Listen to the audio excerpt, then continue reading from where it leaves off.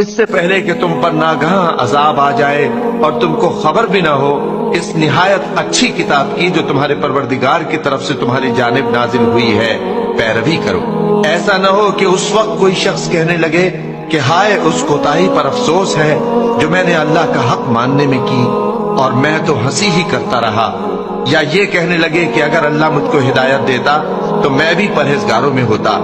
یا جب عذاب دیکھ لے تو کہنے لگے کہ اگر مجھے پھر ایک دفعہ دنیا میں جانا ہو تو میں نیکوکاروں میں ہو جاؤں۔ ارشاد ہوگا کیوں نہیں،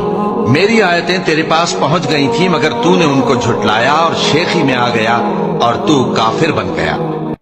اور اکثر لوگ جو زمین پر آباد ہیں گمراہ ہیں، اگر تم ان کا کہا مان لوگے تو وہ تمہیں اللہ کا رستہ بھلا دیں گے، یہ محض گمان کے پیچھے چلتے اور نرے اٹکل کے تیر چلاتے ہیں۔ تمہارا پروردگار ان لوگوں کو خوب جانتا ہے جو اس کے رستے سے بھٹکے ہوئے ہیں۔